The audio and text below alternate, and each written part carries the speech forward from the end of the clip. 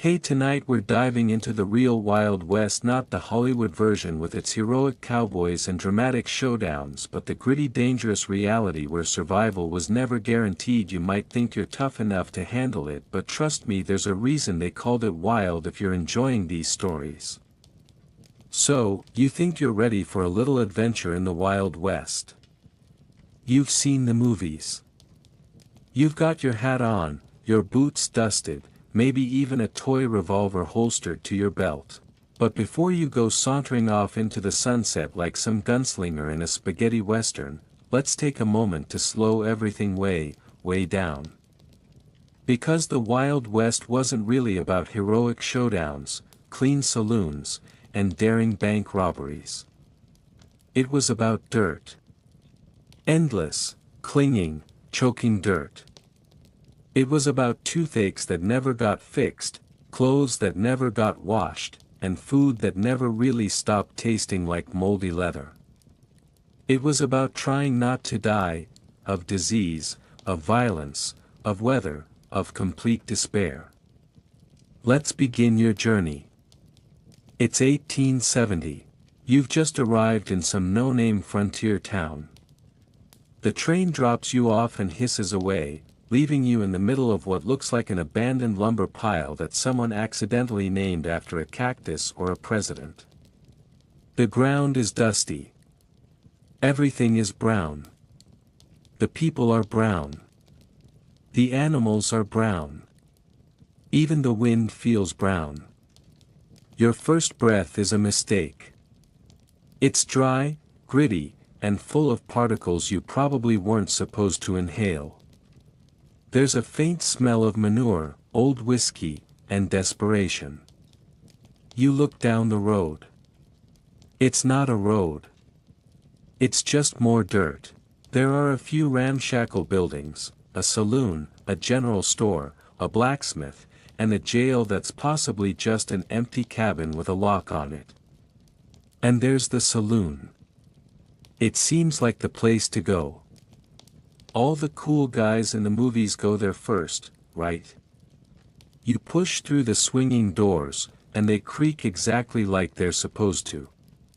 You feel good about that for about 2 seconds, until the air hits you. It smells like sour sweat, spilled beer, unwashed men, and a little bit of blood. You weren't expecting the blood.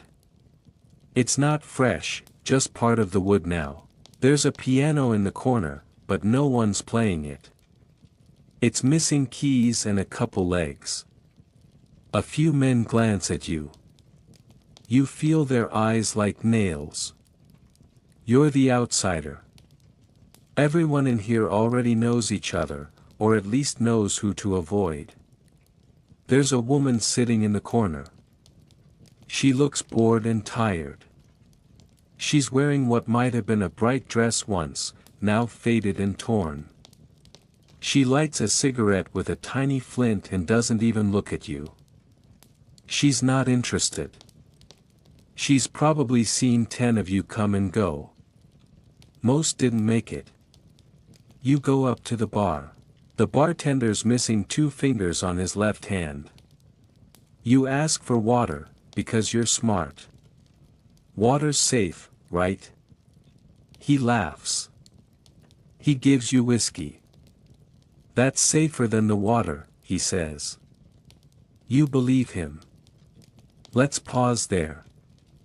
You're maybe 30 minutes into your Wild West adventure and already you've inhaled dirt, been judged by a bunch of strangers, and discovered that asking for water is basically a rookie mistake. And this is just the start. Let's rewind for a moment. Why did people even come out west in the first place? It wasn't for fun. It wasn't for the vibes. It was usually because they had to. They were escaping poverty, or prison, or the law. Or maybe they were promised cheap land, gold, or a second chance. The government handed out plots of land like candy, but didn't mention the part where you'd have to build your own house, dig your own well, and fend off wild animals with whatever was lying around. For women, the reasons were even grimmer. Many came west as mail-order brides. That sounds quaint until you realize it meant being married off to a stranger who might live in a mud hut, with no neighbors, no doctor, and no law within 50 miles. Others worked in saloons, which is a polite way of saying they were sometimes waitresses, sometimes performers, and often treated like property. Back to your day. You leave the saloon. The sun is high, and you realize you're already thirsty. But the only well in town has a warning on it, don't drink, tainted. You ask someone what's wrong with it. Old cow fell in a few weeks back, they say, and shrug. It still gets used to water the horses. The people drink whiskey or beer or chew on cactus pulp if they're desperate. Maybe you decide to walk around. You don't get far before a stray dog growls at you. It's not the friendly kind of dog. It's half wolf, half starvation, and all danger. You back away slowly. It loses interest, but only barely. You realize that out here, everything is feral. Dogs, cats, chickens, even the kids. A child runs past you barefoot, laughing wildly. She's got a stick in one hand and what might be a dead lizard in the other. She disappears behind a row of crates. Her face is covered in dirt. You wonder when the last time was that she bathed. Then you wonder the same about yourself. There are no showers. Baths are a luxury, once a week, maybe, if there's water and if you're not too exhausted. Soap is expensive. Shampoo doesn't exist. People smell like sweat, leather, and horses. You start to smell that way too, faster than you thought possible. It's midday now. You haven't eaten. You go back to the saloon and ask for food. They give you a bowl of beans and something called hardtack. The beans are fine if you don't mind them half-cooked and slightly gritty. The hardtack is hard. Like break your teeth hard. You nibble cautiously. A tooth twinges. You hope it's not cracked. There are no dentists here. Just a man named Pete who owns a pair of rusty pliers. Outside, someone starts yelling. You hear boots stomping on the porch. Someone else yells back. A scuffle breaks out. You don't go outside. You've read enough to know that being a bystander is a good way to become a corpse. The noise dies down. You peek out. One man's lying on the ground. The other is walking away. No one's helping the man. A few people watch from windows, then close them. Eventually, someone will drag the body to the edge of town or dump it behind the general store. No sheriff comes. The sheriff is also the barber. He's busy today. It's afternoon. The sun is brutal. There's no shade. You try to find some under a wooden awning, but even that feels like standing inside an oven. You realize that clothes here aren't a fashion statement, they're survival. Long sleeves to keep off sun and bugs. Scarves to block dust. Hats to keep from frying your scalp. The wind kicks up.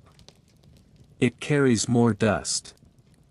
It gets in your nose, your eyes, your mouth. You cough. It doesn't help. Everyone else just squints and turns their backs to the wind. They've done this before. You haven't.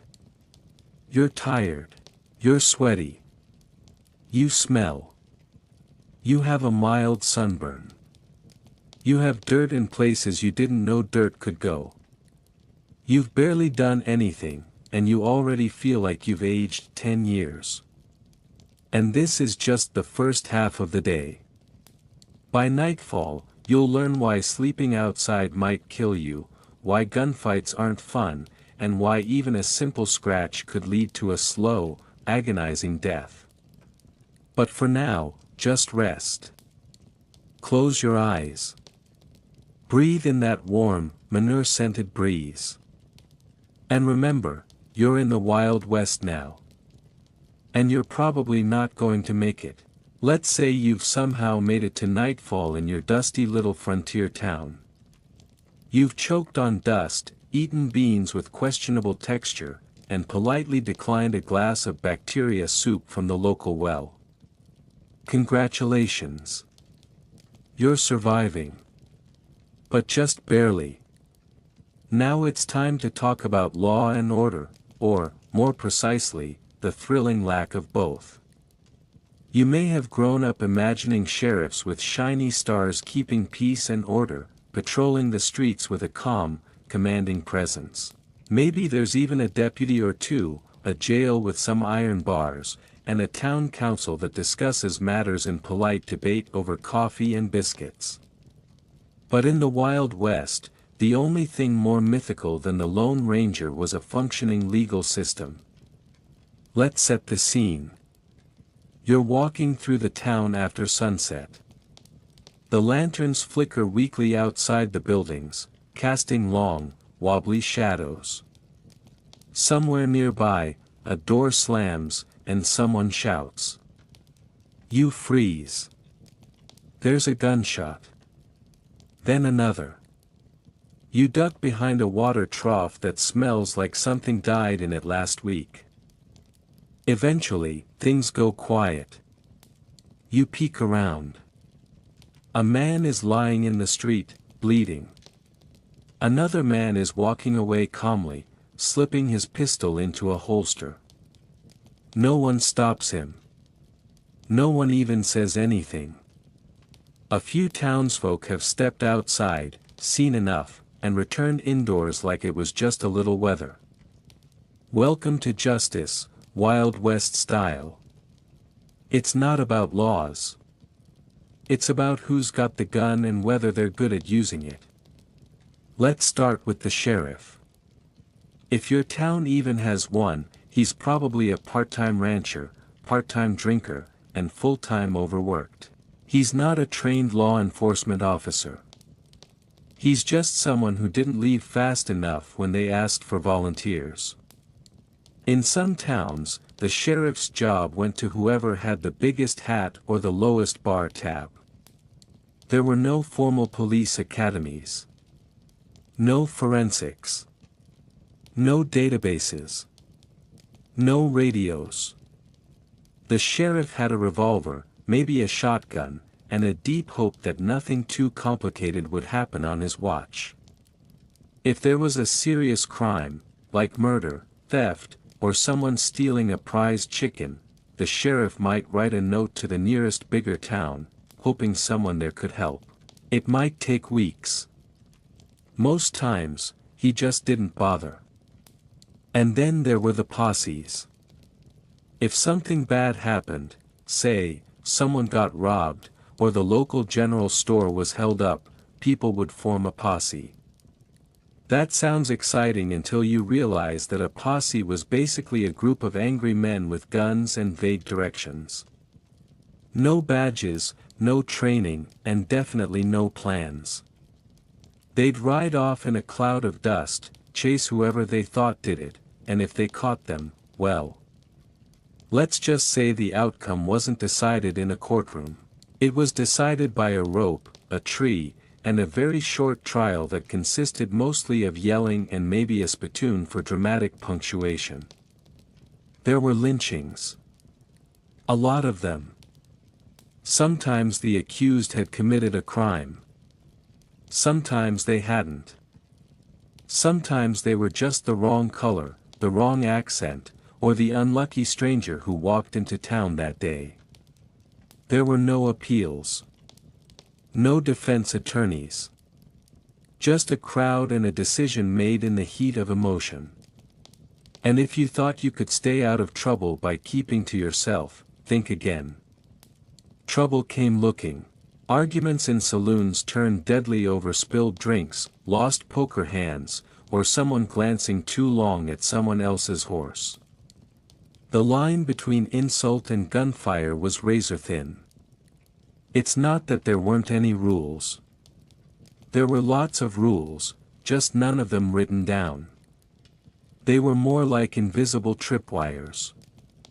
Speak too loudly, stand in the wrong spot, make a joke at the wrong time, and suddenly you were the new main character in a very short story titled, "Why Did I Do That?" Duels, while rarer than Hollywood suggests, did happen. But they weren't dramatic standoffs at high noon. They were more likely to happen at night, in a dark alley, after too much whiskey. They weren't fair fights. One person shot first. The other didn't always get a turn. Now, you might be thinking, okay, but what if I get robbed? Surely there's some recourse. Well, that depends. Who robbed you? If it was a drifter with no friends in town, you might get a little sympathy. But if it was someone well known, maybe even the blacksmith's cousin, then suddenly it's your word against his, and you're the outsider. People might shrug and say, "Don't go accusing good folk," and that's the end of it. Besides, everyone's packing heat. Guns were as common as dirt. Almost every man, and some women, carried at least one firearm. And not for hunting. For protection. Which meant every conflict had the potential to escalate instantly. Accidentally bump into someone? You better apologize fast. Look at someone's horse funny. Prepare to explain yourself, politely. Sit in someone else's usual saloon seat. That could be your final mistake. Now, let's say you're lucky and you make it through the day without getting into any arguments. You avoid the saloon after dark, keep your head down, and sleep in the barn behind the inn to save a few coins. Well done. But now it's morning, and there's a crowd gathering. Turns out someone was found dead in the alley behind the blacksmith's shop. And guess what? You're new in town. You don't have an alibi. You have dirt on your boots and a haunted look in your eyes. That's enough. The sheriff questions you. He doesn't write anything down. He squints at you. Says you look shifty. You deny everything. He nods, then quietly asks if you want to confess now, before things get messy. You say no. He shrugs. He's done his job. Now it's up to the townsfolk. A crowd gathers. There's muttering. Someone points at you. Someone else says they thought they saw you walking that way last night. Nobody actually saw anything, but that doesn't matter. In this moment, you realize you're not a citizen. You're a suspect. And in the Wild West, that's all it takes.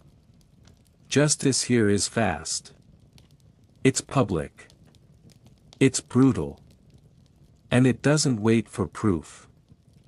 If you're very lucky, someone in town might speak up for you. Maybe that tired-looking woman from the saloon. Maybe a kid who saw something.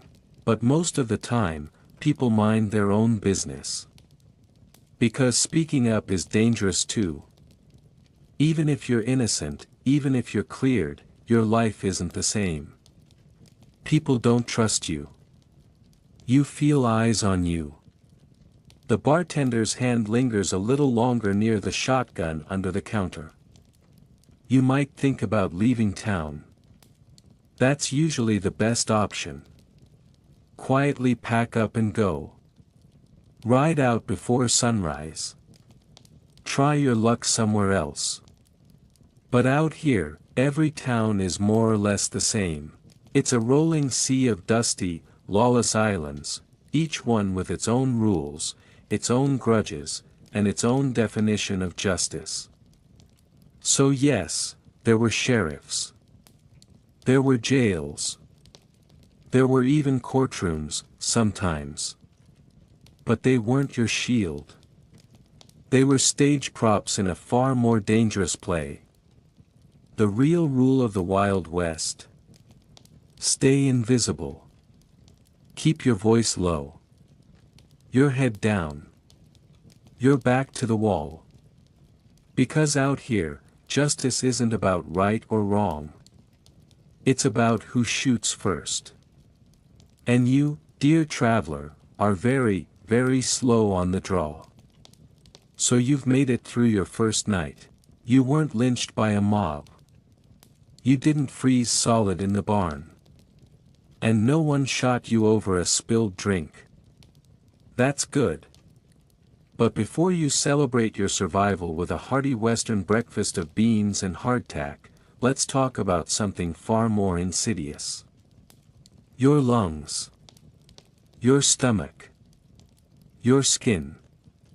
You're sick. You don't know it yet, but you are. Everyone is.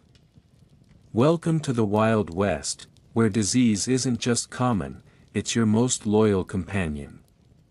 Let's start with the air. It's dry. Dusty. Full of particles that come from horses, wagons, unpaved roads, and unwashed bodies. You inhale it all day, every day. And it's not just dirt. That dust carries something extra special, tuberculosis. They called it consumption back then. And no, it didn't mean consumer spending. It meant your lungs slowly turning into wet paper, your body wasting away as you coughed up bits of yourself. There was no cure, no understanding of how it spread, though doctors had the vague idea that bad air might be involved. Spoiler, they were kind of right, but not right enough to help you. That man coughing in the saloon last night? The one with the pale face and the red handkerchief? Yeah, that wasn't whiskey sickness.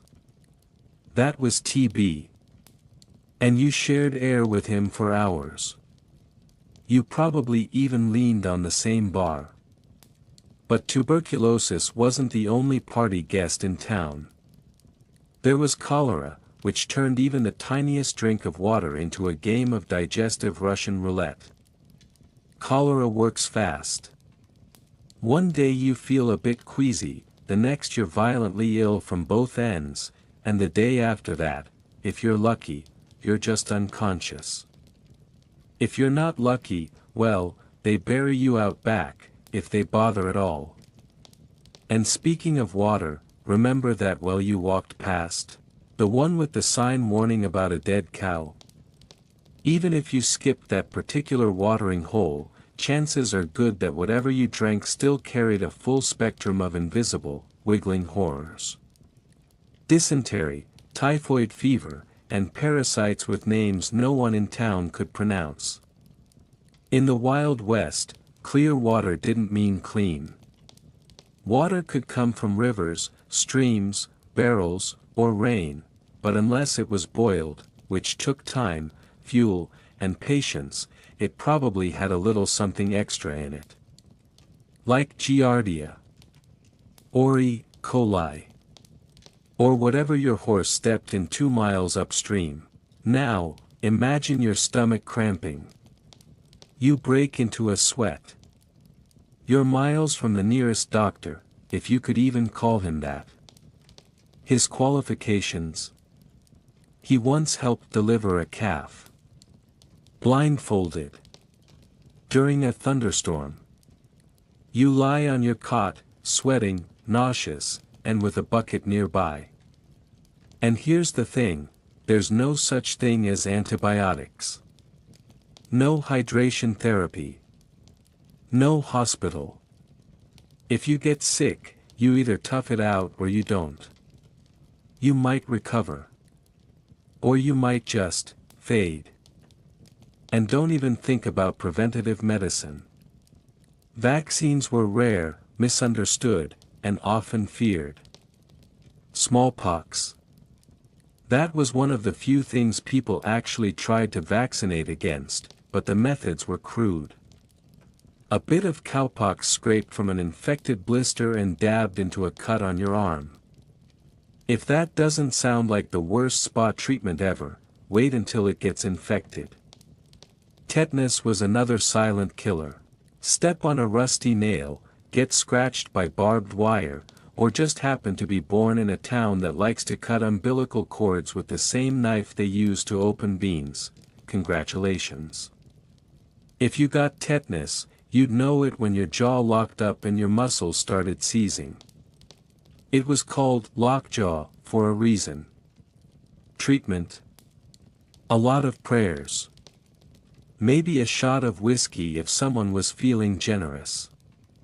You're already tired, but we're not done. Malaria. Yep, it was here too. Especially in the marshy parts of the West and along rivers. Mosquitoes carried it like party invitations. You wouldn't even know you had it until you were shaking with fever, teeth clattering like dice in a cup, followed by waves of cold sweat that soaked through your only good shirt. And scurvy. The pirates didn't have a monopoly on that one. In the West, fresh fruit was rare, and citrus was nearly non-existent. You might go weeks without anything resembling a vitamin. Your gums would swell. Your teeth might loosen. Old wounds reopened. You'd feel exhausted, even when doing nothing.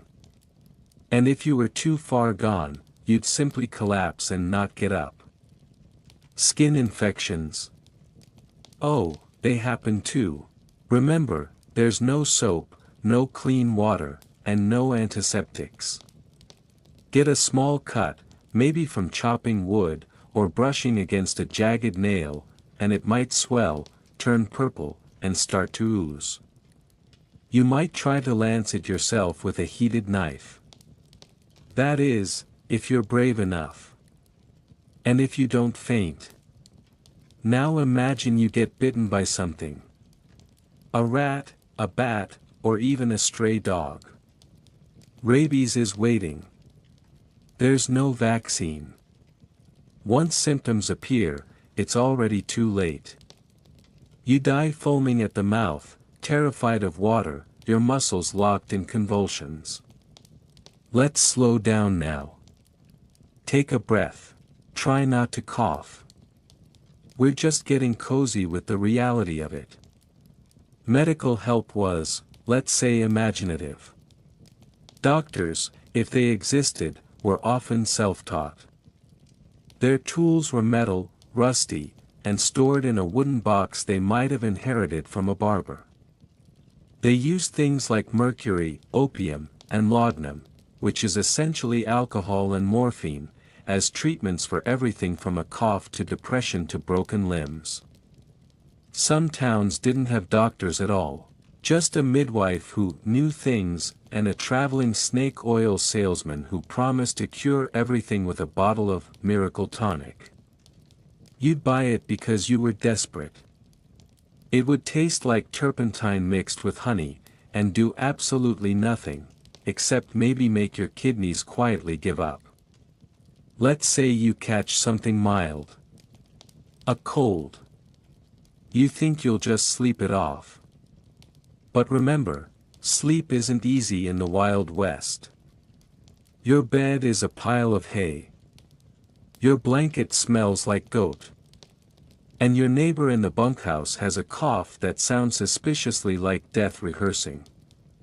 Sleep doesn't come. You toss, turn, sweat, and shiver. Maybe you mutter nonsense in your sleep. Maybe someone else does. There's a kind of communal sickness here. Everyone's a little ill. The children have runny noses. The men spit dark, tarry wads into cans. The women dab their foreheads with rags soaked in vinegar and hope for spring. Health isn't a condition. It's a spectrum. On one end, you're actively dying. On the other, you're just less miserable than yesterday. And nobody's really healthy. Not by modern standards. They're just alive. For now. Let's imagine you pull through. Your fever breaks. Your stomach settles. Your cough doesn't get worse. You're one of the lucky ones. You crawl out of bed, sore, dehydrated, and smelling like a fever dream. You shuffle to the door. The sun is too bright. The dust kicks up again. You take a deep breath, and remember the man in the saloon, coughing red into his handkerchief. It starts all over again. You made it through one sickness. There's a dozen more waiting in line. This is the Wild West. And even when you're standing still, it's trying to kill you. So you've managed to avoid getting shot in the street, hanged by an overenthusiastic posse, or ravaged by 19th century diseases, for now. Your stomach grumbles. Your lips are dry. The back of your throat feels like it's been lined with sandpaper and regret. Congratulations, you're thirsty. Unfortunately, in the Wild West, thirst is not a gentle reminder to hydrate. It is a cruel trick. A test of how desperate you are, and how much danger you're willing to drink. Let's start with the obvious. It's hot. Or maybe it's cold. Either way, it's dry. The West is a land of extremes, high plains and deserts, scrublands and canyons. The kind of place where rivers are more of an idea than a feature. If you're not near a known water source, you might not see any for miles. Days, even. So you find a stream. It trickles gently between rocks. The sun glints off the surface like a promise. You cup your hands, lean in, and drink. And somewhere, miles away, a cow just died upstream and fell in. The water is cold. Refreshing. It feels like salvation. But it's already killing you. Because in the Wild West, water isn't clean. It's clear, but don't let that fool you. You're drinking a cocktail of invisible nightmares, bacteria, parasites, and animal waste, blended in just the right concentration to empty your insides faster than any outlaw ever could. Cholera. Dysentery. Typhoid. All hiding in a single sip.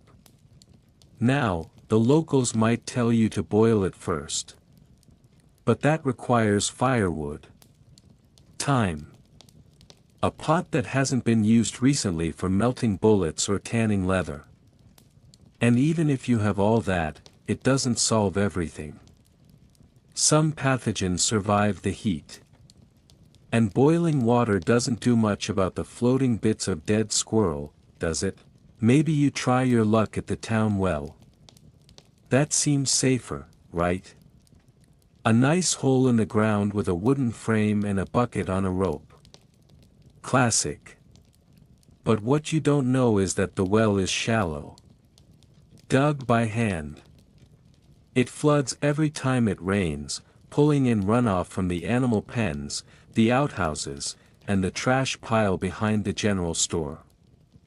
Also, the town doesn't exactly have a well inspection department. Nobody's testing for bacteria. Nobody's monitoring for nitrates. If the water looks murky, they just squint and say, "That's minerals." One sip from that bucket and you might find yourself locked in the outhouse for the next 12 hours. And if you're lucky, the outhouse has a door. And walls. And a floor that doesn't collapse halfway through the night. Of course, you could avoid water entirely. Drink beer, maybe. Or whiskey. And that's exactly what some settlers did. Not because they wanted to party, but because alcohol was often safer than the water. A weak beer or watered-down whiskey might not taste great, but at least it was less likely to send you running for the bushes.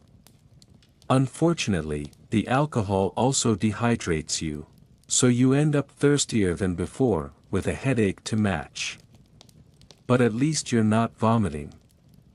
Yet. Let's say you're on the move. Maybe you're a cowboy driving cattle, or a prospector chasing gold. You've got a canteen, but it's empty. The sun is high. Your tongue feels like it's coated in burlap. You spot a puddle in the shade of a canyon wall. It's greenish. It has bugs. You don't care. You drink. Later, your stomach bloats. Your eyes water. You sweat through your clothes.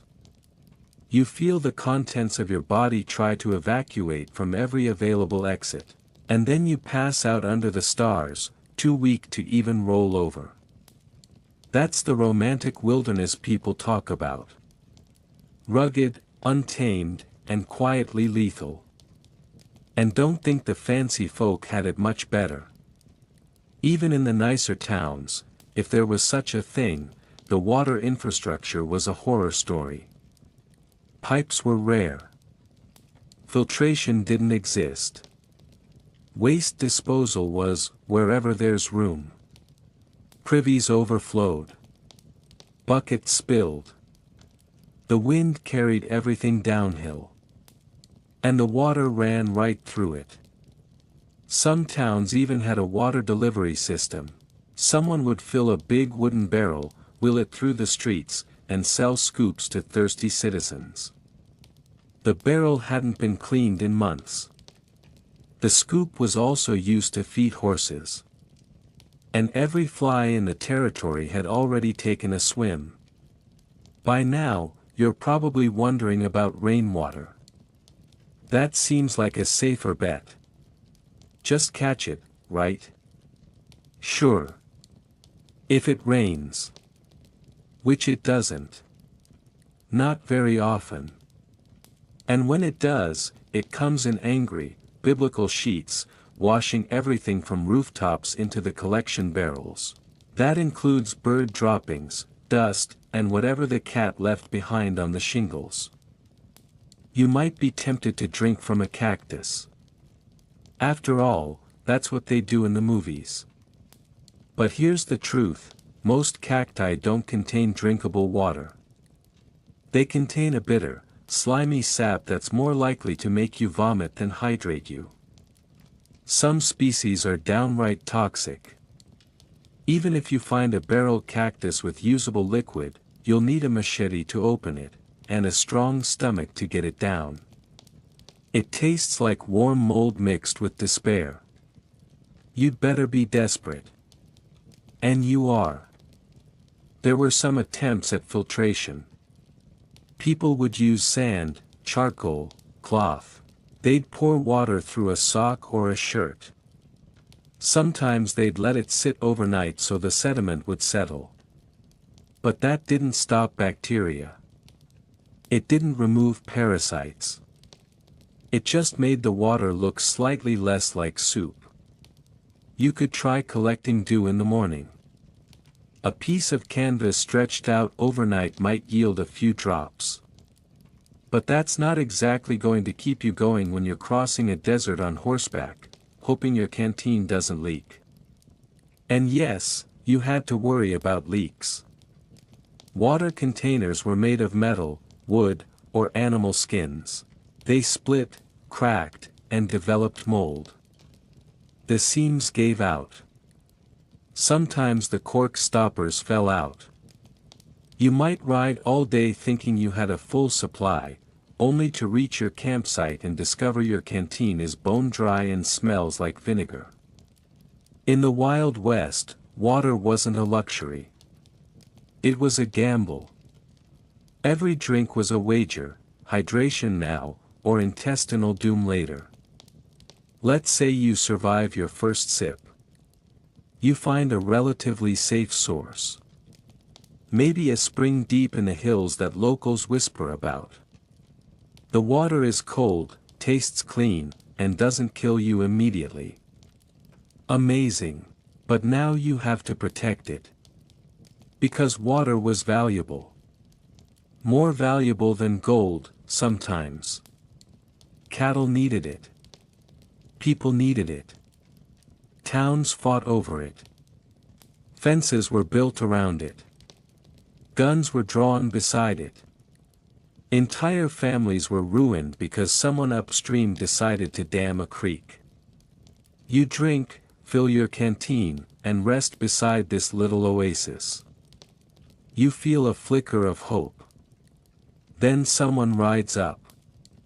Looks at you. Says, "This here's private water." And suddenly, your hydration becomes a crime. In the Wild West, even surviving the water comes with consequences. You've managed to keep your water down. For now.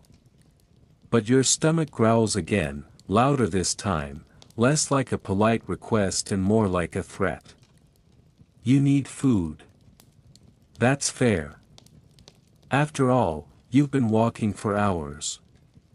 Or maybe riding a horse that resents you. Or digging a latrine behind a shack that barely qualifies as shelter. Either way, you're hungry. But here's the thing about food in the Wild West, it wasn't food. It was fuel. Grim, bland, gritty fuel designed to keep your body from falling apart. Barely. Let's take a look at your options. If you're lucky, very lucky, you're near a town. Not a real town with paved streets and restaurants. A cluster of wooden buildings nailed together by people with more confidence than carpentry skills. There might be a saloon. And if the saloon offers food, it probably comes in 3 forms: beans, salt pork, and biscuits. Let's start with the beans. Pinto beans, maybe navy beans. Dried, boiled, boiled again, maybe boiled a 3rd time. Sometimes there's a bit of lard or bacon fat thrown in, just to give it a kick. They've been cooked in a pot that hasn't been cleaned since last winter, over a fire that smells like burning horsehair. The beans are mushy. Oversalted. And somehow still crunchy in places they shouldn't be. But they're warm. They fill your belly. They don't ask questions. And you're too tired to care. Then there's salt pork. Not bacon. Not ham. Salt pork. It's a thick slab of pig fat, cured in salt until it could survive a nuclear winter. When fresh, it's greasy and chewy. When aged, and it's always aged, it has the texture of a leather boot and the flavor of regret. You might fry it. You might boil it. But no matter what you do, it stays salty and rubbery. You eat it anyway. And then, the biscuit. It's not fluffy. It's not buttery.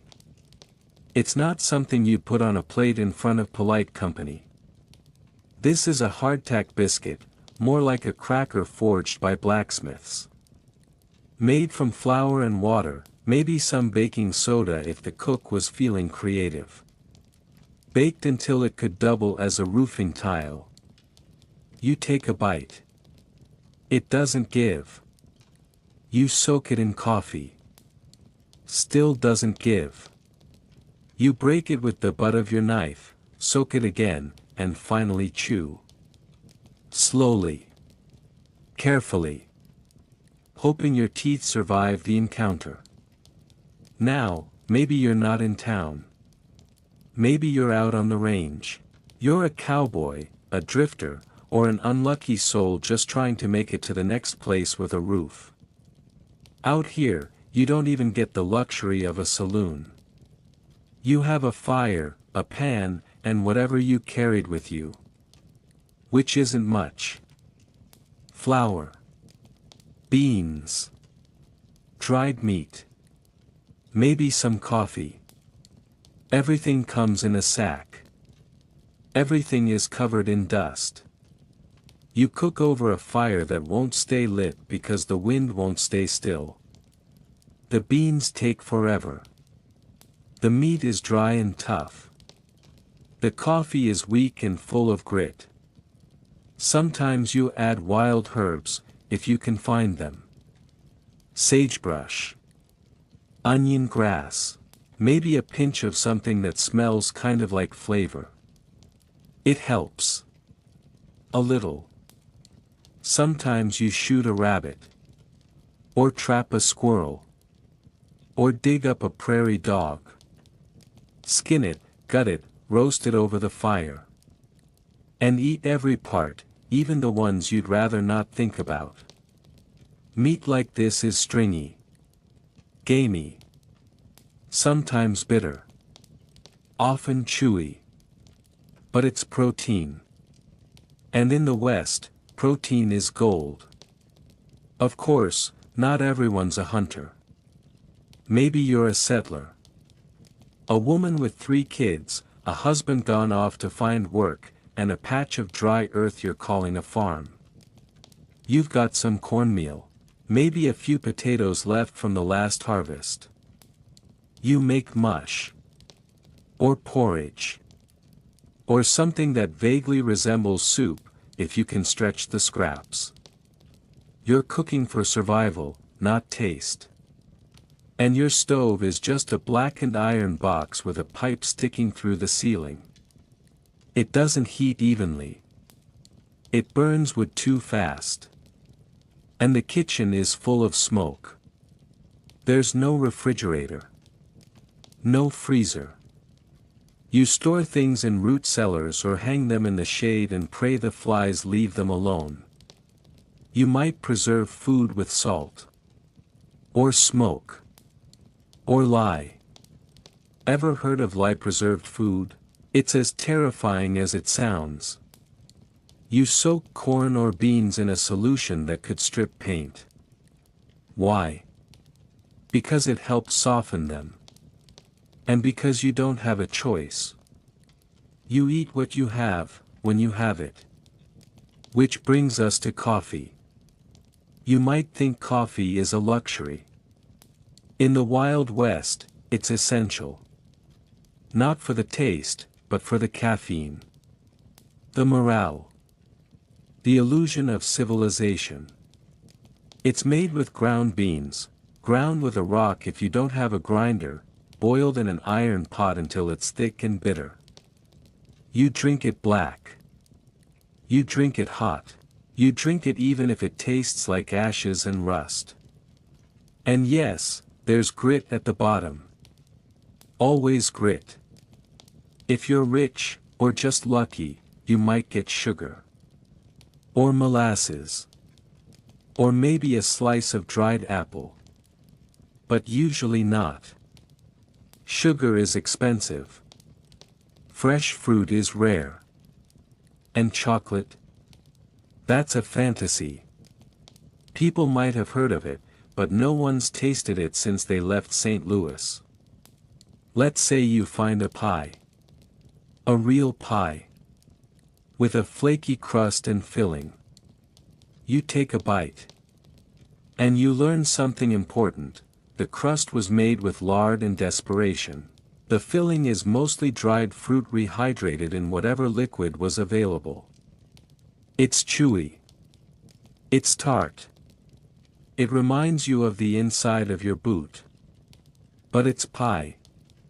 And that means celebration. The problem is, celebration happens maybe twice a year. Let's not forget about the flies. And the ants. And the mice. Everything wants your food. Because they're just as hungry as you. You store flour in a sack, and one day you open it to find it crawling with weevils. You pick them out. Or don't.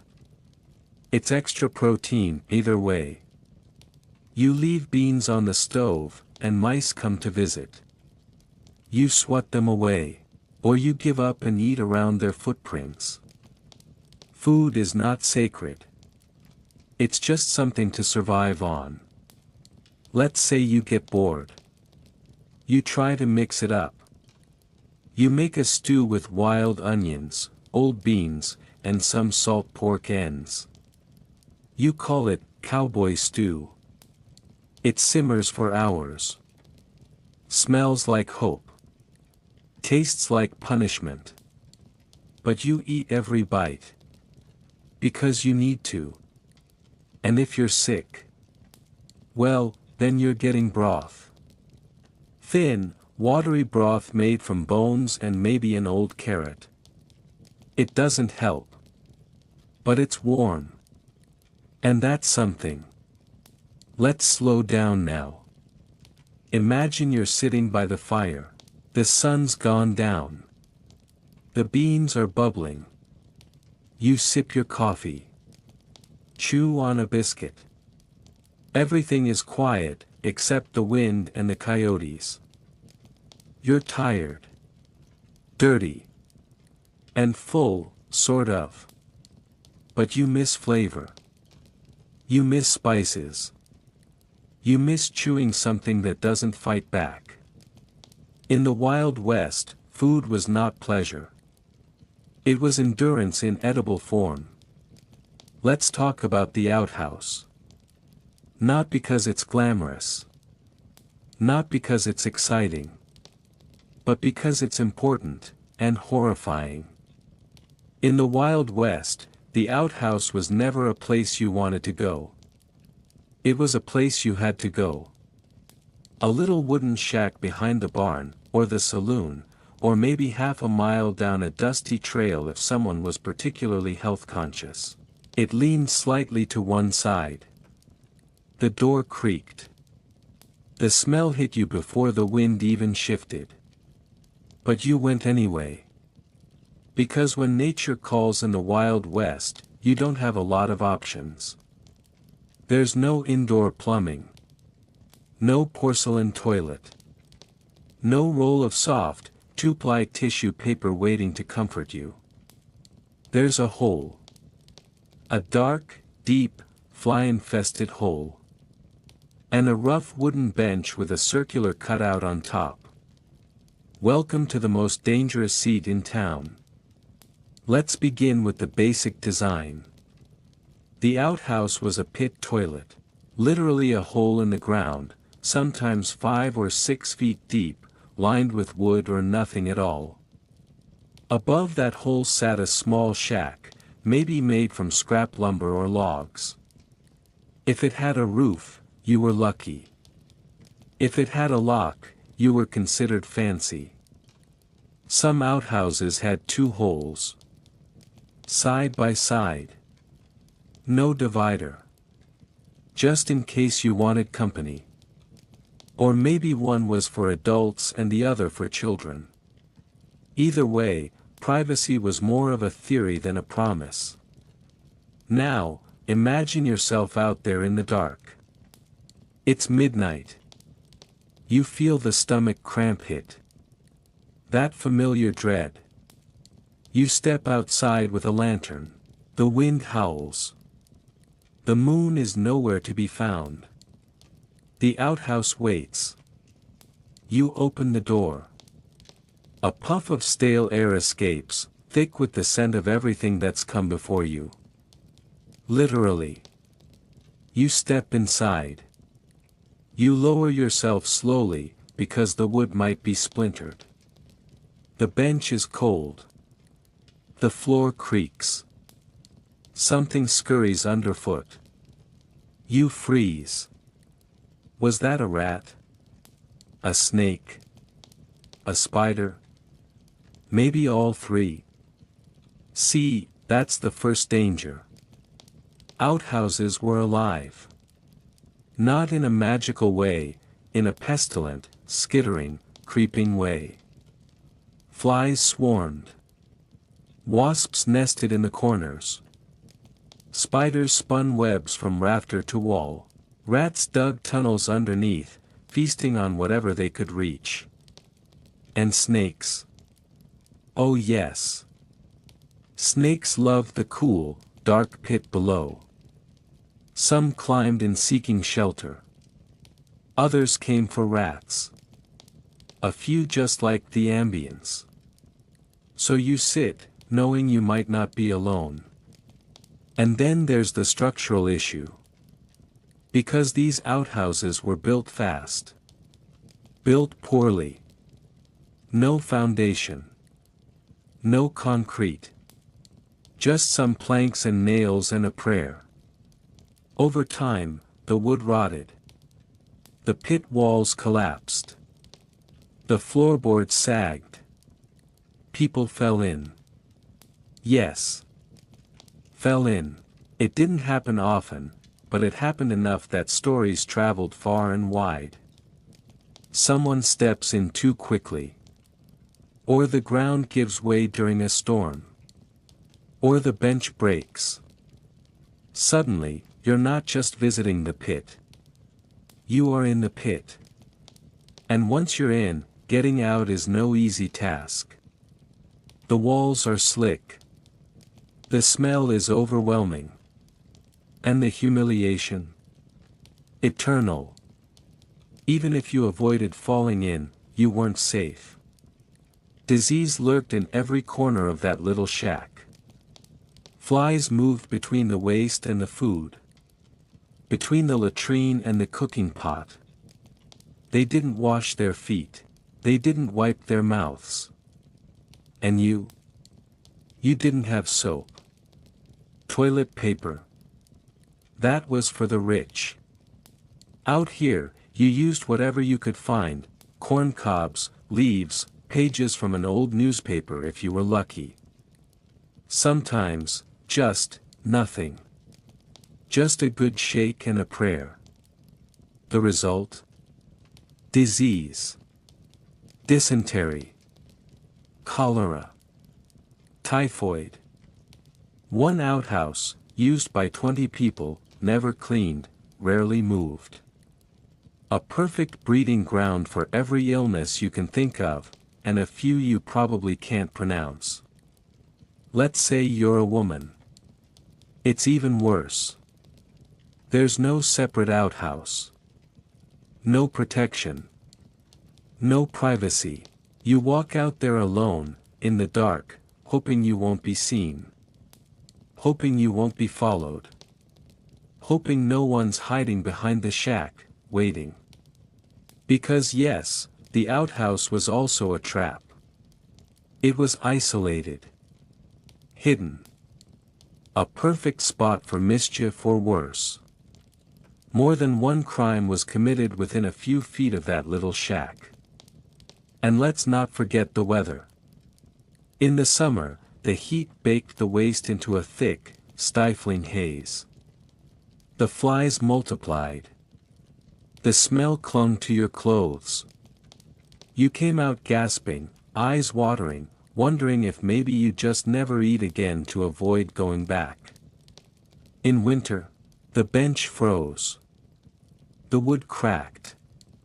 You had to shovel snow just to open the door. And then sit, shivering, surrounded by icicles and your own regret. Rain turned the path to mud. Mud turned to sludge. You slipped. You fell. And if you fell too close to the hole, well, let's not think about that. Some towns tried to be civilized. They passed laws about where to place your outhouse. Not too close to the well. Not too close to your neighbor's porch. But enforcement was spotty. And building codes didn't exist. If your outhouse sat right above a shallow water table, congratulations, you just poisoned your drinking water. Some people tried to get clever. They built 2 holes, so when one pit filled up, they moved the shack over and covered the old one with dirt. But moving an outhouse wasn't easy. It tipped. It broke. And sometimes, it just stayed in place while people kept using it, long after the pit had filled. The result? Overflow. And yet, despite all this, the outhouse was better than the alternative. Because the alternative was nothing. Just the bushes. Or the riverbank. Or a rock. You squatted where you could. Left your mark on the land. Hoped the wind didn't change direction. Out in the open, you risked exposure. Not just to the elements, but to other people. Or animals. Or snakes. And then, of course, there was the chamber pot. Used indoors. Emptied outdoors. Ideally. Sometimes it wasn't emptied. Or it was emptied out the window, into the street, onto an unsuspecting passerby. That was more common than you'd think. You might be walking down a narrow alley, minding your own business, and suddenly, splat. A reminder that plumbing has its perks. So now you understand. The outhouse wasn't just inconvenient. It was lethal. A place where your body tried to relax while the rest of you remained on high alert. A place where everything was trying to kill you, silently, slowly, and with a smell you'd never forget. You survived the gunfight. You made it through the cholera. You even managed to eat the biscuit. But now, the sun's gone down. Your stomach grumbles. And you remember what awaits behind the barn. The little door. The creaking hinges. The buzzing flies. And the possibility that this might be the last time you ever sit down. You wake up. The rooster hasn't even crowed yet, but your eyes are already open. Maybe it was the cold that woke you. Or the itchy wool blanket. Or the snoring from the bunk across the room. Either way, you're up. And you're already covered in dust. You didn't roll in it. You didn't spill anything. You just existed. In the Wild West, that's all it took. Because the dust never sleeps. It's in the floorboards. It's in your boots. It's in the corners of the room and the folds of your clothes. You breathe it in and you cough it out. It gathers behind your ears and settles on your teeth. The air is dry, the wind is relentless, and everything, the trails, the roads, the fields, is made of dust. There are no paved streets. Just packed dirt. Rutted and cracked and sunbaked until it turns into a fine powder that rides the breeze and slips into your life like an unwanted guest. When a wagon rolls past, it kicks up clouds. When the cattle move, they leave behind a gritty haze. When it rains, the dust turns to mud, and when it dries again, it turns right back into dust. Let's talk about bathing. Or rather, trying to bathe. You might think you'll just hop in a tub, wash the grime away, and feel like a new person. But this isn't the movies. This is the real West. And getting clean is a logistical nightmare. First, there's the water. You need to fetch it. From a stream. From a well. From a rain barrel if it's been a wet week. You haul it by hand, bucket by bucket. It's heavy. It sloshes. It spills. You carry it inside, set it over the fire, and wait for it to heat. Slowly. You pour it into a tin or wooden tub. You might have to share it. Your kids, your spouse, maybe even a neighbor if they knocked politely. Bathwater is a communal resource. If you're first, congratulations. If you're last, it's gray and cold and full of floating evidence that someone else was there first. Soap is available, sort of. If you made your own, it's a rough, lye-based block that smells like goat and burns your eyes. If you bought it, it's expensive and precious. Either way, it doesn't lather much, and it leaves your skin feeling a little too tight. But it's better than nothing. You scrub your arms, your neck, your legs. You try not to think about the layer of soot that won't come off. The invisible film of sweat, grit, and exhaustion that's been building for days, or weeks. Then there's your hair. It's tangled, full of burrs and twigs and grease. Washing it takes time, rinsing it takes more water. And drying it? That's a luxury. The wind doesn't help, it just pushes more dust into your scalp the minute you step outside. And don't forget your clothes. Even if you get your body clean, your clothes betray you. They're dusty, crusted with sweat. Washed once a week, maybe. In a tin basin. Scrubbed with a washboard until your knuckles bleed.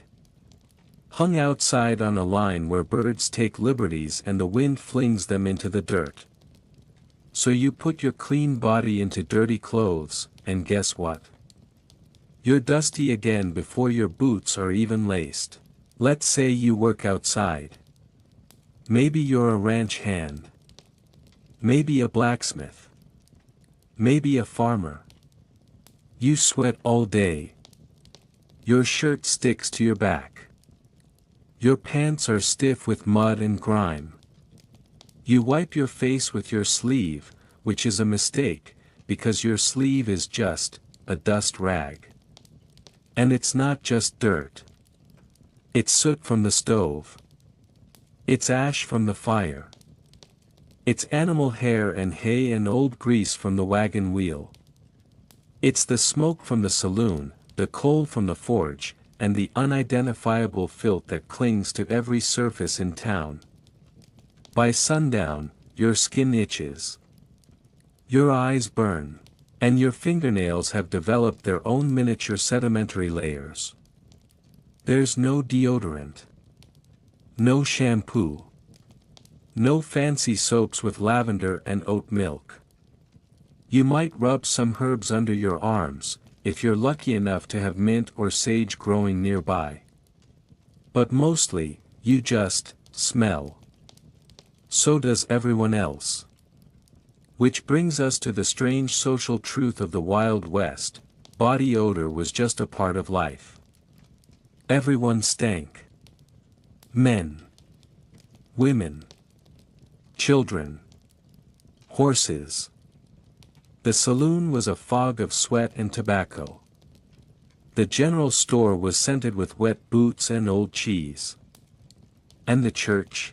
The church was the same, just with nicer hats. You might splash your face with cold water in the morning. Comb your hair with a bit of bacon grease to keep it in place. Brush your teeth with a twig or baking soda, if you were feeling ambitious. But grooming was for the rich. And you were not rich. Shaving? You did it once a week, maybe. With a straight razor that you sharpened yourself. No shaving cream. Just soap and courage.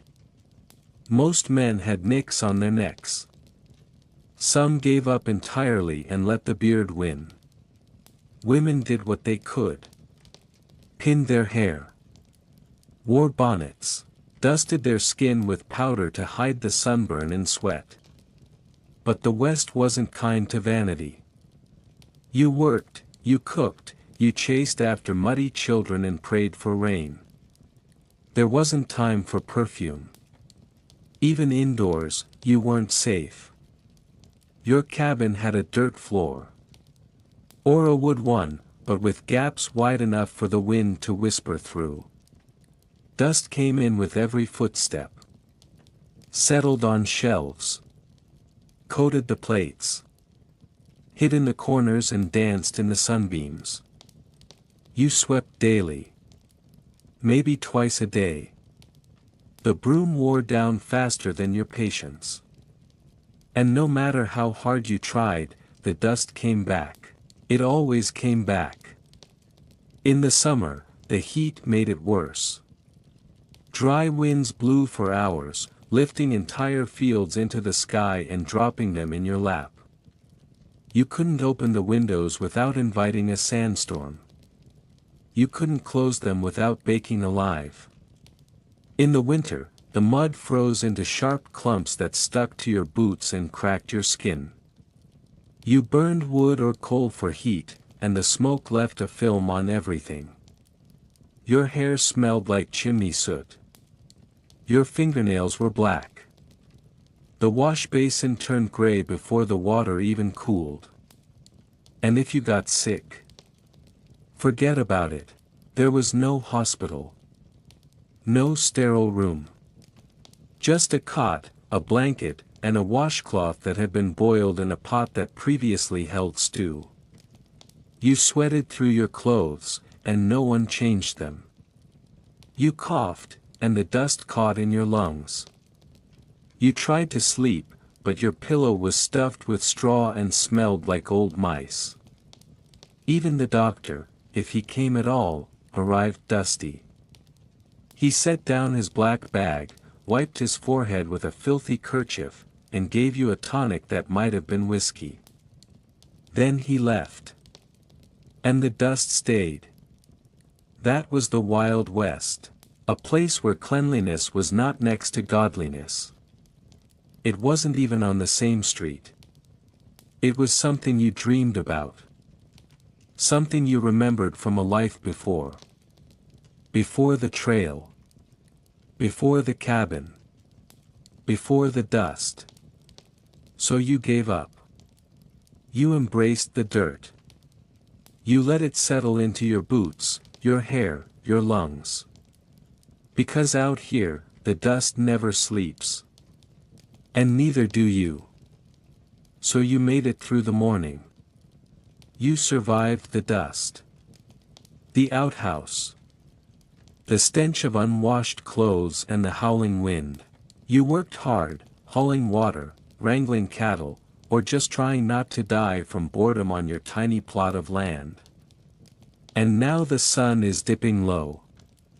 The sky burns orange. And someone says the magic word, saloon. You perk up. The saloon. It's supposed to be the one place where you can forget it all. The grime, the heat, the loneliness. It's where men play cards. Where the whiskey flows. Where there's music, maybe dancing, maybe something even better. You imagine flickering lanterns and swinging doors. A cool drink in your hand and a piano tune in the air. Laughter. Stories. Camaraderie. You imagine wrong. Because the saloon is not a cozy pub. It's not a friendly tavern. It's not even a place you'd want to stay longer than a few minutes, unless you had nowhere else to go. Let's start with the building. It's a wooden box. No insulation. No windows, just a few holes where the wind sneaks in and the smoke sneaks out. The floor is sticky. The ceiling is low. The whole place smells like a mixture of tobacco spit, spilled whiskey, unwashed men, and regret. You push through the batwing doors and step inside. It's dark. It's loud. It's hot. The stove in the corner belches smoke. The lanterns flicker and cast strange shadows. A haze hangs in the air, pipe smoke, cigar smoke, dust. You squint across the room and try not to breathe too deeply. At the bar, a dozen men are already packed shoulder to shoulder. They wear hats indoors. No one takes them off. Their shirts are stiff with dirt, their boots caked in mud. They shout over each other. They argue. They slap backs and slam drinks. The bartender isn't smiling. He's moving fast, pouring, wiping, pouring again. He doesn't care about presentation. He's got one kind of liquor, maybe two, and neither comes with a fancy label.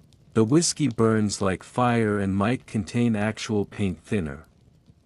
The beer is warm.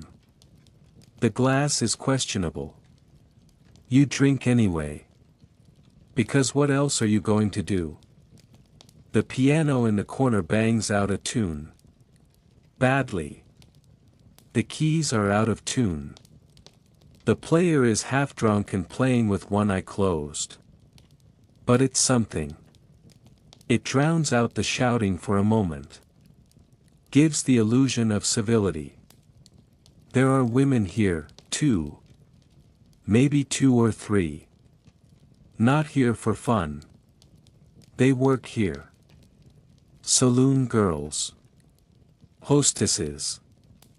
They wear colorful dresses and big hair and tired eyes. They smile, but it's not real. They've been asked to smile 1,000 times today. They've danced, flirted, laughed at jokes they've heard 100 times.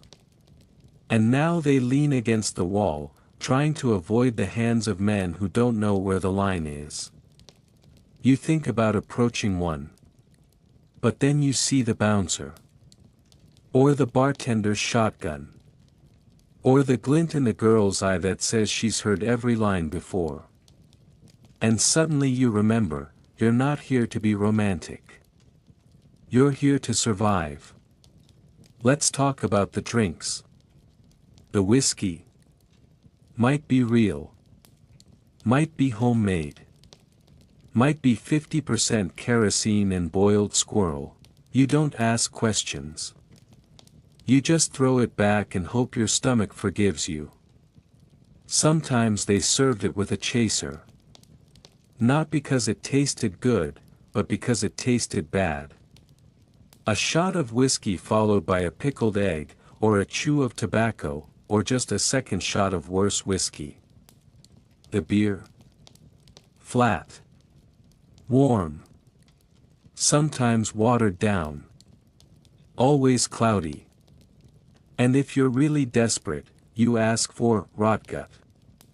Rotgut is not a brand. It's a warning. It's whatever the bartender made in a barrel behind the saloon, flavored with fruit peels and hope. People went blind drinking it. People died. But people kept ordering it, because it was cheap. The saloon was not a safe place. Arguments started easily. A look. A word. A spilled drink. You didn't sit in the middle of the room unless you wanted trouble. Smart folks found a corner. Sat with their backs to the wall. Watched the exits. Listened for the tone shift when voices got sharp and chairs started scraping the floor. Fights were constant. Fist fights. Knife fights. Sometimes worse. Someone cheats at poker. Someone gets too close to someone else's girl. Someone loses more money than they can afford. And suddenly there's a scuffle. A shout. A chair crashing into the wall. Maybe a pistol drawn. People duck. The bartender keeps wiping the counter. Because in the Wild West, violence was just part of the evening. Most saloons didn't have sheriffs posted inside. Lawmen avoided saloons unless they were dragging someone out. And even then, they hesitated. Sheriffs got shot, too. If you were caught in a fight, it was your problem. You might end up in the mud outside. You might end up bleeding. You might end up dead. And if you did, Well, someone would drag your body to the side and the music would keep playing.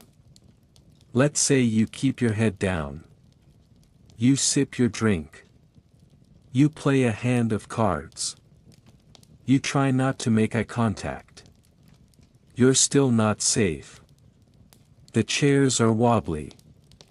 The floor is splintered. Someone sneezes on you from across the room and it smells like rotten onions.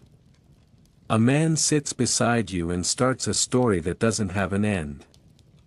Another wants to sell you a miracle cure. Another just cries. And you listen. Because it's better than going home alone. But it's not fun. That's the big myth.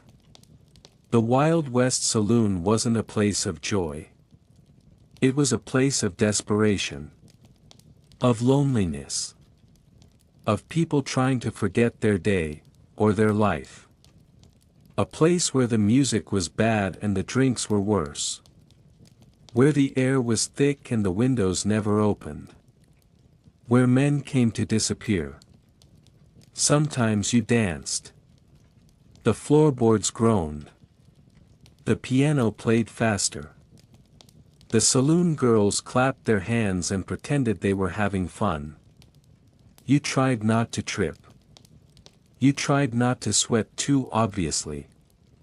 You laughed, but it felt hollow. The moment passed quickly. Then it was back to shouting. Back to drinking. Back to the bar and the splinters and the tired realization that tomorrow would come too soon. And if you were lucky, you made it back home in one piece. No black eye. No broken tooth. No stab wound in the ribs. You stumbled outside. The wind hit your face. You squinted at the stars, trying to remember which way the street ran. Your boots scraped the dirt. Your breath fogged in the cold. And behind you, the saloon doors creaked closed. You had survived another night. But you didn't enjoy it. No one did. The Wild West wasn't fun. It wasn't glamorous. And the saloon was no exception. It was loud. It was dangerous. It was necessary. But it was never where you wanted to be. It was just where you ended up.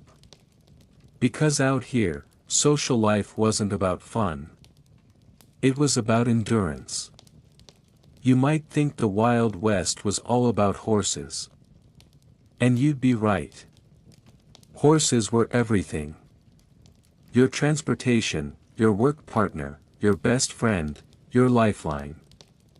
But here's the secret no one tells you, your horse probably hated you. Or at least, it tolerated you. And sometimes, when the weather turned nasty, your horse might just leave you behind. Let's unpack this. You didn't pick your horse because it was pretty or had a shiny coat.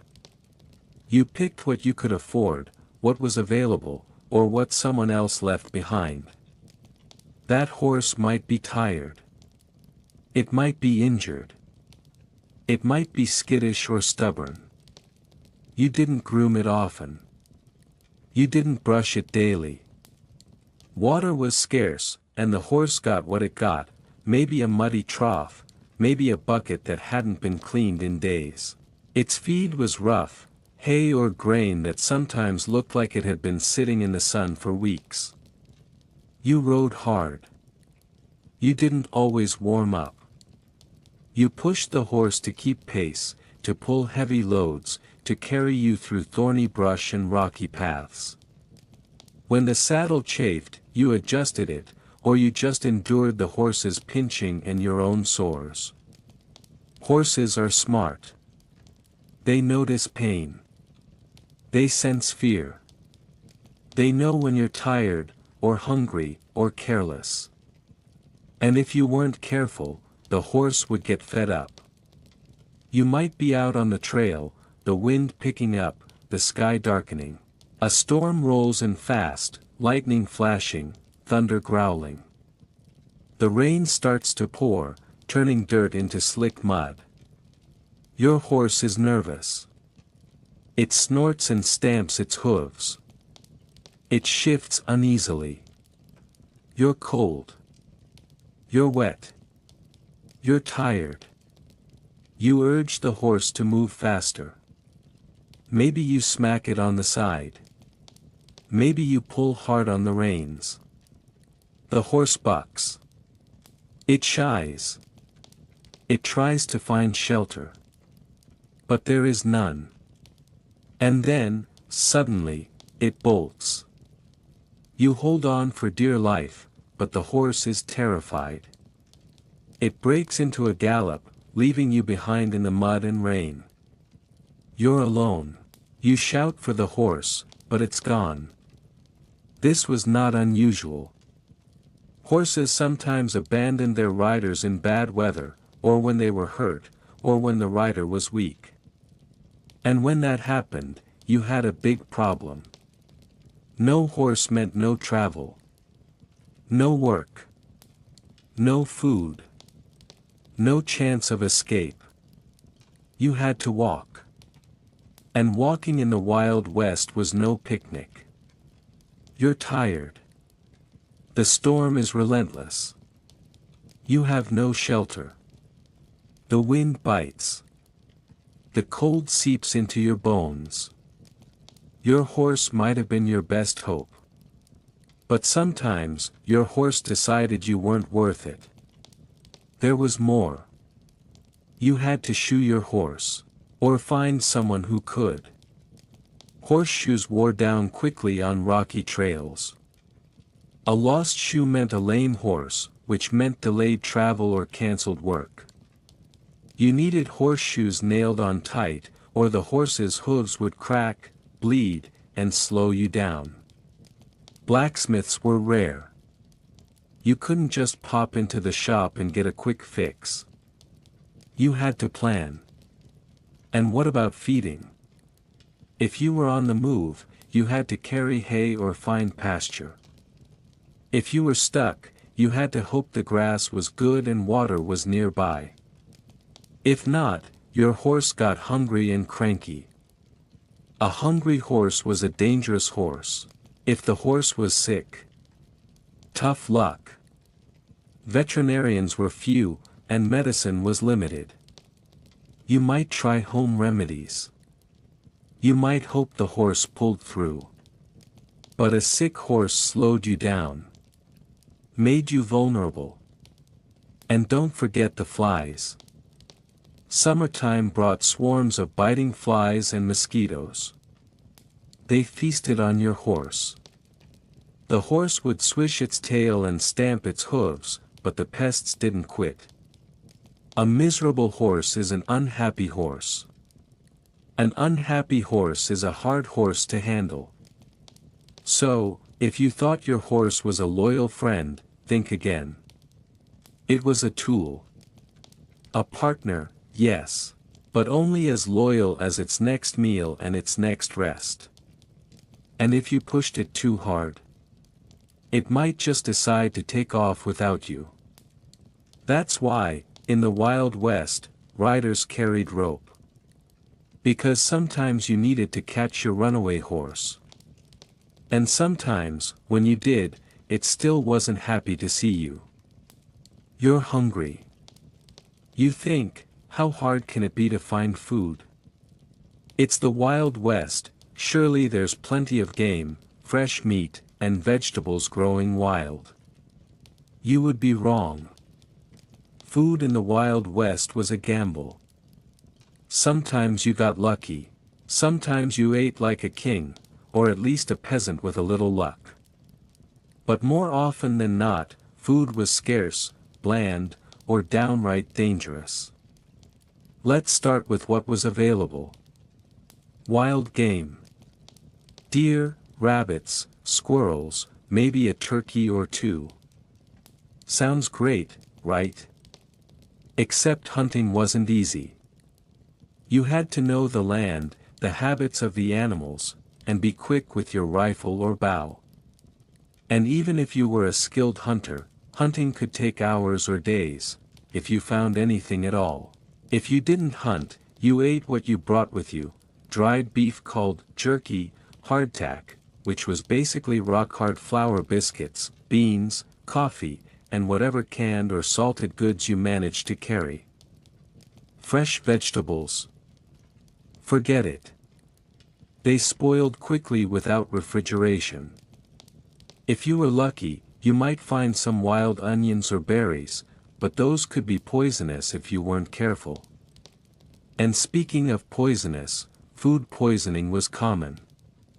Meat was often preserved with salt, but if not done properly, bacteria grew quickly. Without refrigeration, leftovers spoiled fast. Drinking water was often contaminated, so eating could cause stomach problems, diarrhea, and worse. Sometimes people tried to cook, but equipment was minimal. A cast iron skillet, a campfire, and whatever firewood you could find. You burned food often. Or undercooked it. Or it tasted like smoke and dirt. If you had livestock, you might slaughter a cow or pig, but that was a major event. You couldn't just kill an animal whenever you wanted. You had to think about preservation, storage, and feeding your family. And if you lived in a town, food prices were high. Grocers charged premium for staples. If you had money, you might buy flour, sugar, coffee, or canned goods shipped in by train. But most people were barely scraping by. They ate beans and salted pork for days. And sometimes, the food itself killed people. There were outbreaks of botulism and other foodborne illnesses. People suffered from scurvy, a disease caused by vitamin C deficiency. Fruits and vegetables were almost impossible to keep fresh or grow reliably. Children and the elderly were especially vulnerable. And starvation wasn't rare. Drought, crop failure, or bad luck with hunting meant entire families went hungry. Some turned to desperate measures. Eating rodents or insects. Or even stealing from neighbors. The Wild West diet was monotonous, unhealthy, and dangerous. You might get a decent meal once a week. But most days, you chewed on hardtack, nursed a coffee, and hoped for better. The myth of the hardy cowboy eating steak and beans by the campfire is a Hollywood invention. In reality, they were often weak, malnourished, and hungry. So if you thought surviving a day was just about avoiding bullets and bandits, think again. It was about finding enough food to keep your strength. And sometimes, even that wasn't enough. You've probably heard the stories, told over and over in movies and books, about the Wild West outlaws, those wild, reckless figures who lived fast and died young. Bank robbers, cattle rustlers, gunfighters, men and women on the run from the law, forever hunted and forever hunted. The life of an outlaw is often imagined as thrilling, full of excitement and daring escapes, a constant dance with danger that only the bravest could survive. But the truth was far more grim and tedious than any storybook or film ever lets on. Life as an outlaw was mostly misery, loneliness, and fear, and death rarely came in the quick, glorious gunfight we imagine. Instead, it was the slow grind of running, hiding, and struggling to survive that broke most of them, sometimes long before they ever reached the showdown at high noon. When you became an outlaw, your life immediately turned into a never-ending marathon of running from the law and avoiding anyone who might recognize you. You couldn't go home. You couldn't visit old friends. You couldn't stay in one place for long without risking capture. Every day, you had to think about how to hide your tracks in the dust, where to find water without being seen, and which towns to avoid. Sleeping rough in the open, often hungry and cold, was your new normal. There were no warm beds or fireside chats. Your companions were the stars and the rattlesnakes. The loneliness crept in slowly, biting at your mind as much as the elements bit at your skin. Trust was impossible to come by. Even your closest allies could turn on you for a quick reward or to save their own skins. Paranoia was a constant companion, as you never knew who was watching or waiting to turn you in. Violence was everywhere, but not always the gunfight you might expect. More often, it was brutal and messy: fistfights in saloons, knife fights in dark alleys, ambushes along dusty trails. Every moment carried the weight of danger. A careless word, a wrong look, or a slip of the tongue could end your life. The stress of always being on edge wore you down, your nerves fraying with every close call. Even if you survived the fight, the injuries rarely healed well. Without proper medical care, a cut or bullet wound often turned infected, leading to long days of pain and weakness. Disease lurked everywhere. Dirty water, poor hygiene, and constant exposure to the elements made sickness inevitable. Cold winters sapped your strength. Sweltering summers drained your energy. Dust storms filled your lungs and left you coughing for days. The outlaw life was not a romantic adventure. It was an endless struggle just to keep going. If you were caught, things didn't get better. Jails were not what you'd hope. There were no cushy cells or neat little bars.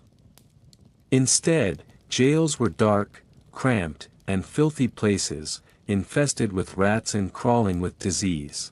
Food was scarce and often rotten, forcing prisoners to survive on scraps and stale bread. Escape was rare, and the fear of hanging was constant. Public executions were a grim reality, swift and merciless, intended as warnings to anyone who dared break the law. Justice in the Wild West was harsh and immediate, leaving little room for mercy. For outlaws, the line between life and death was thin and often crossed too soon. So, while stories of Wild West outlaws often paint a picture of glamour, gunfights, and fame, the reality was far less thrilling. It was a life of constant fear: fear of capture, fear of betrayal, fear of starvation, and fear of death from wounds and sickness. Most days, the outlaw simply tried to survive. Just making it through the day was a victory in itself. Dust.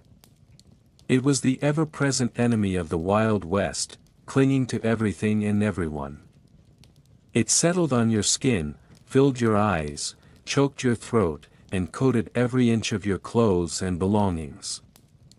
No matter where you went, dust was there, a constant companion as sure as the sun or the wind.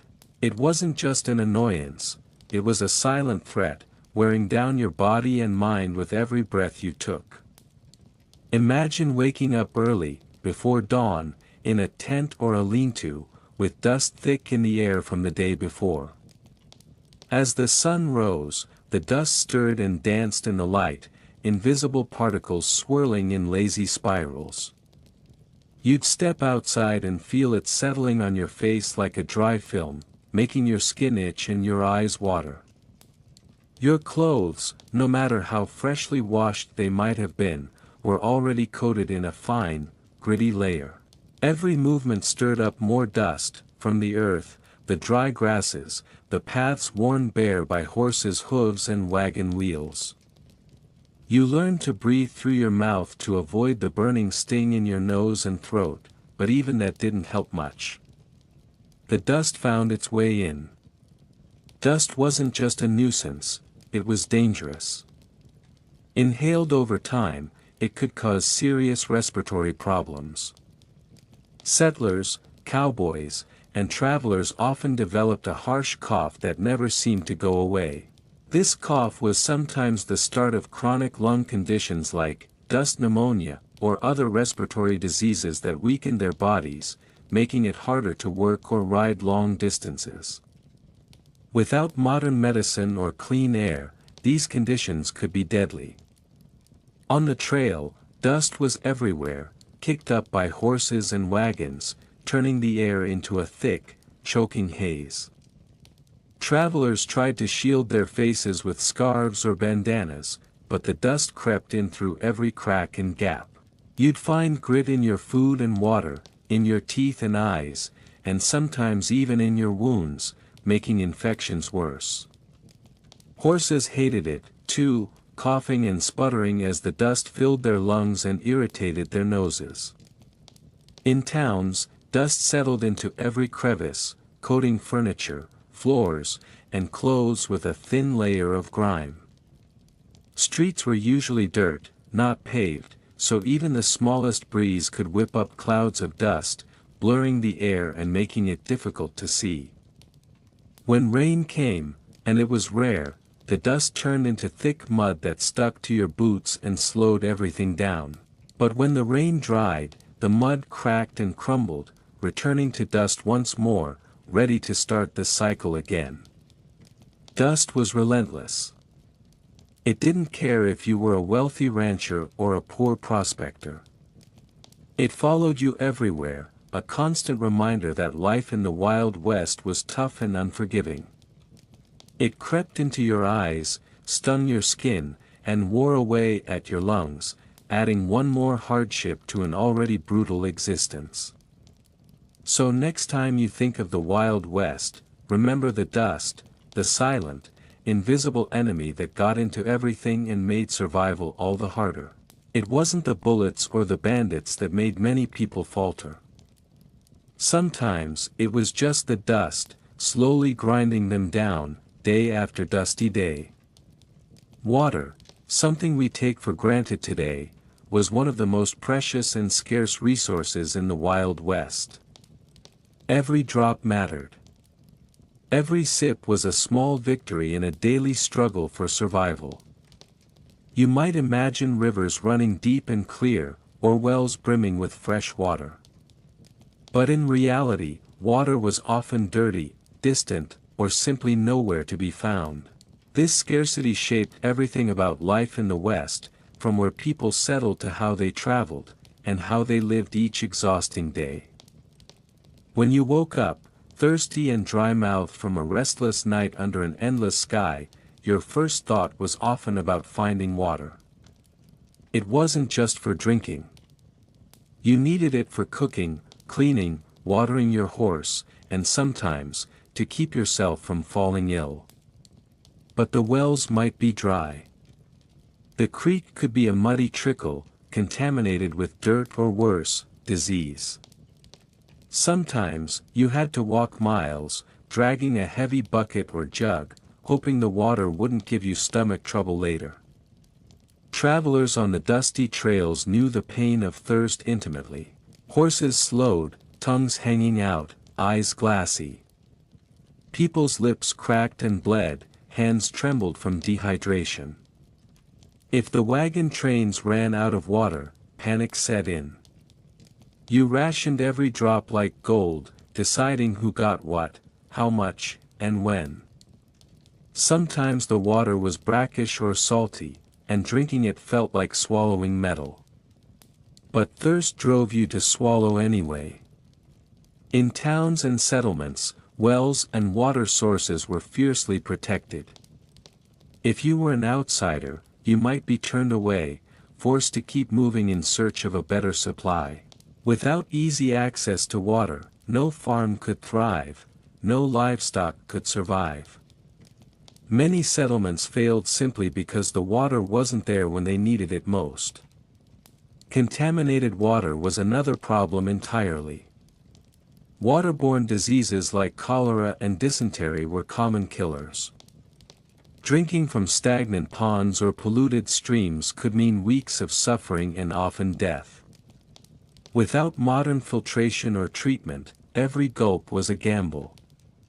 People learned to boil water when they could, but fuel was scarce, and time was precious. Water scarcity also made fire dangerous. You couldn't just douse a campfire or put out a runaway blaze easily.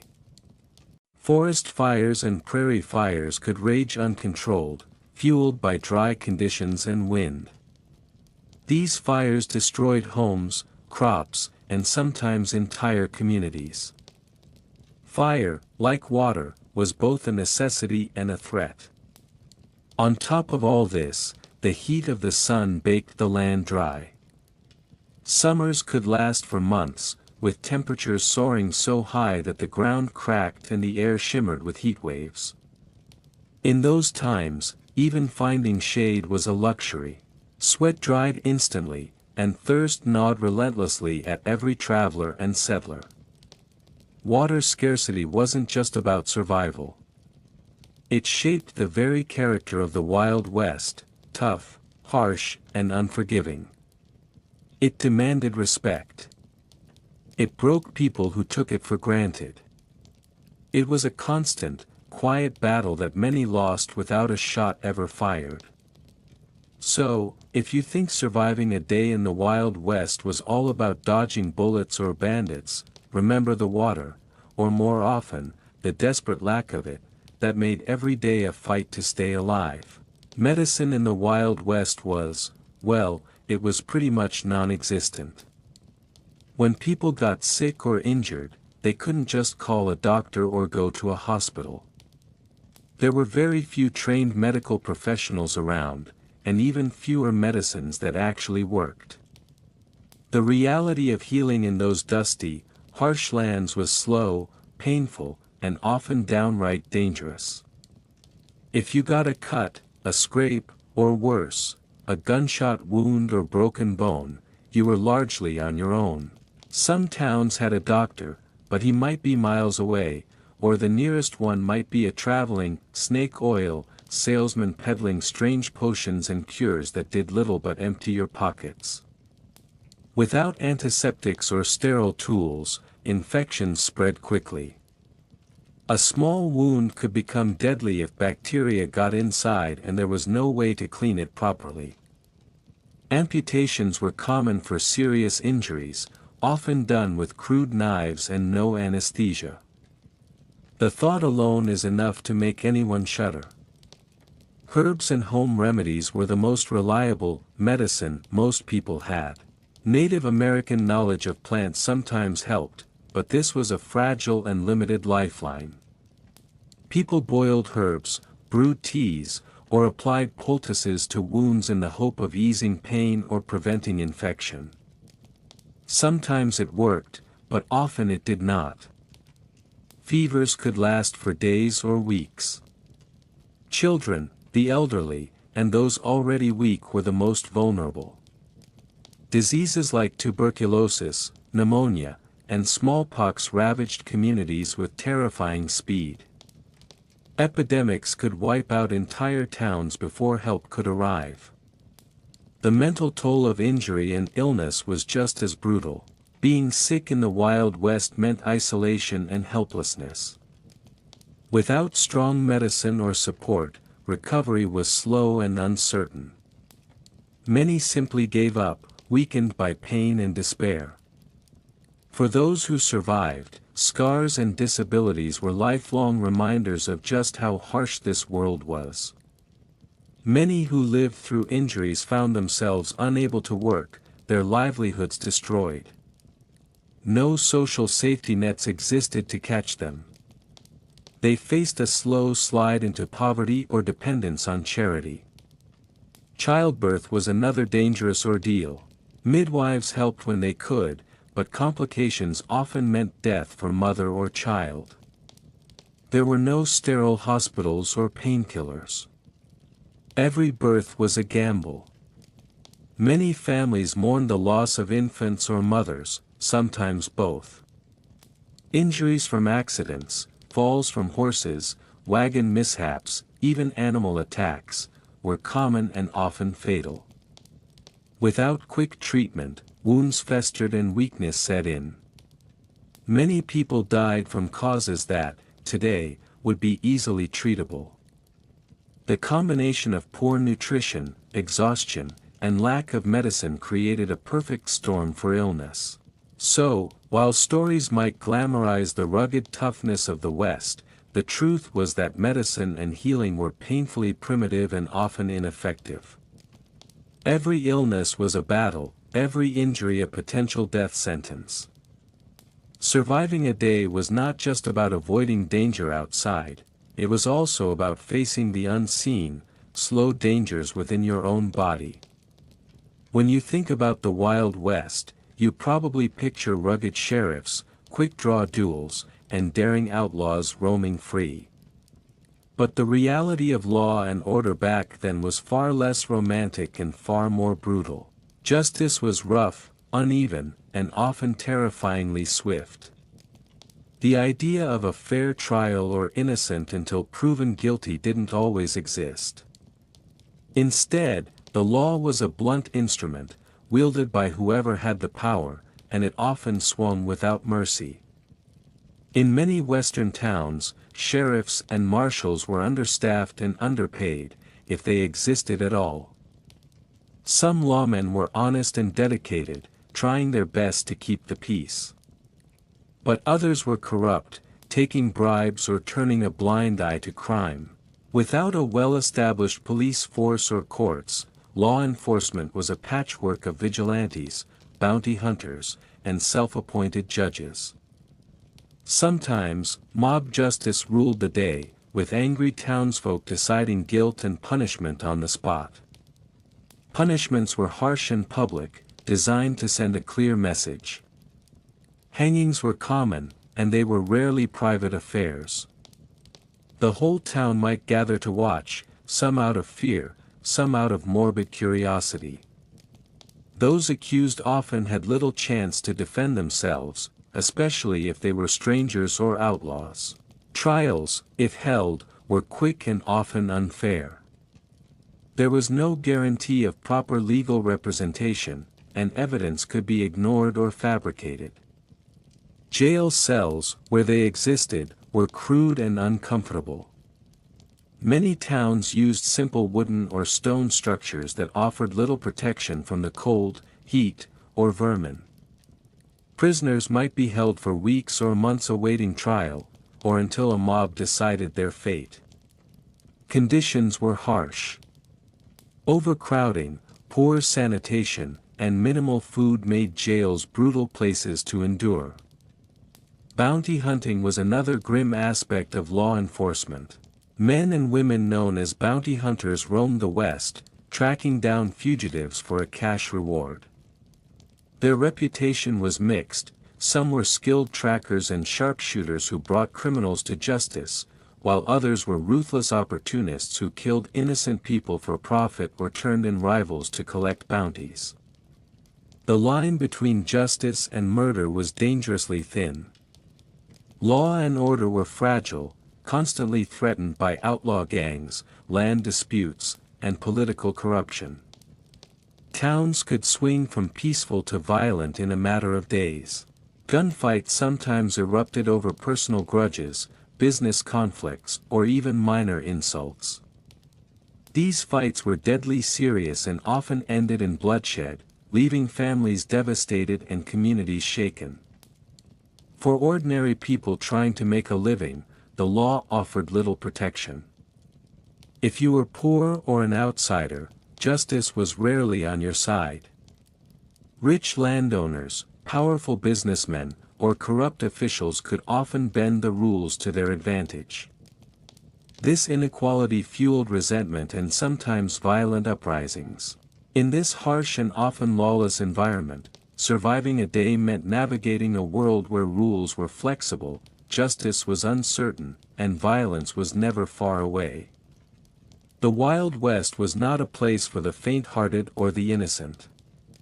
It was a brutal land where law and order were weapons as rough as the terrain itself. Comfort was a rare luxury in the Wild West, something most people never experienced and few ever even imagined.